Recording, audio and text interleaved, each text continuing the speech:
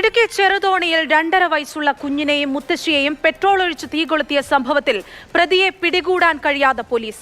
സംഭവം നടന്ന് 5 ദിവസം കഴിഞ്ഞിട്ടും പ്രതി സന്തോഷിനായി ഇപ്പോഴും അന്വേഷണം നടക്കുന്നുവെന്നാണ് പോലീസിന്റെ വിശദീകരണമുള്ളത്.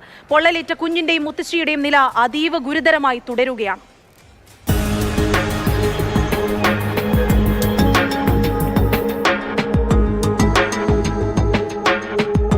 ബുധനാഴ്ച 3:30-ക്കാണ് നാടിന് നടുക്കി ഈ സംഭവം നടക്കുന്നത്. ചെറുതോണി 56 കോളനിയിൽ താമസിക്കുന്ന കൊച്ചുമലയിൽ അന്നക്കുട്ടി, ചെറുമകൾ ലിയ എന്നിവരാണ് ആക്രമണത്തിന് ഇരയായത്. അന്നക്കുട്ടിയുടെ മകളുടെ ഭർത്താവ് സന്തോഷാണ് അക്രമി. ഇതിനുശേഷം ഇയാൾ കടന്നുകളഞ്ഞു. ബഹളം കേട്ടെത്തിയ നാട്ടുകാരാണ് ഈ രണ്ടുപേരെയും രക്ഷപ്പെടുത്തിയത്. അവരവിടെ കിടന്ന് കാരണം കേട്ടോണ്ടാണ് ഞങ്ങൾ ഓടി വന്നത്. ആ ഓടി വന്ന സമയത്ത് ആ ചേച്ചി ടീയുമായിട്ട് ഓടി ഇറങ്ങി വരുമായിരുന്നു പെരക്കകത്തുനിന്ന് ഓടി ഇറങ്ങി വന്ന് ഇവിടെ വന്ന് വീണ സമയത്ത് ഞാൻ അവരുടെ നൈറ്റിയും വലിച്ചു കയറി അവരെ രക്ഷിച്ച് അകത്തുനിന്ന് ഒരു ബെഡ്ഷീറ്റും എടുത്തുകൊണ്ട് പുതപ്പിച്ച്. ആ സമയത്ത് ആ ചേച്ചി പറയുക, എൻ്റെ കുഞ്ഞകത്ത് കിടപ്പുണ്ട്, പെരക്കകത്തുണ്ടെന്ന് പറഞ്ഞു. ആ സമയത്ത് ഞാൻ പെരക്കകത്ത് കയറി ആ കുഞ്ഞിന്റെ ഉടുപ്പ് ഊരി കുഞ്ഞിനെ രക്ഷിച്ച് വെളിയിൽ കൊണ്ടുപോയായിരുന്നു. തൊലി ഇങ്ങനെ പൊളിഞ്ഞു കിടക്കുക അദ്ദേഹത്തെ, പൊള്ളി 2.5 വയസ്സായ കുഞ്ഞിന്റെ. അപ്പൊ ഞാൻ ഓടിപ്പോയൊരു ഷാൾ എടുത്തോണ്ട് വന്ന് ആ തുണി കൂട്ടി ഇങ്ങനെ പൊതിഞ്ഞിട്ട് ഞാൻ അലറി കാറി വണ്ടി വിളിക്കാൻ പറഞ്ഞു. സംഭവം നടന്ന 5 ദിവസം കഴിയുന്നു.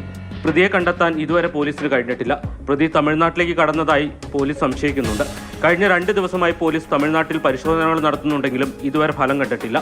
ആദ്യഘട്ടത്തിൽ പോലീസ് കാണിച്ച അലംഭാവമാണ് പ്രതിയെ അതിർത്തി കടക്കാൻ സഹായിച്ചതെന്നാണ് നാട്ടുകാരുടെയും ബന്ധുക്കളുടെയും ആരോപണം.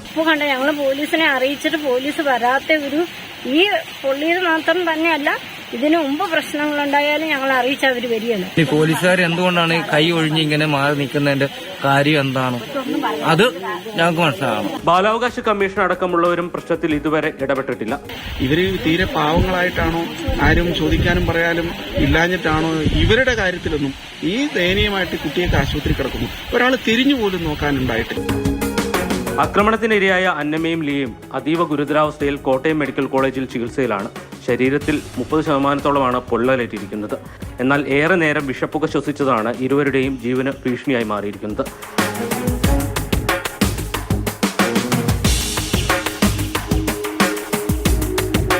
മാതൃഭൂമി ന്യൂസ്, ഇടുക്കി.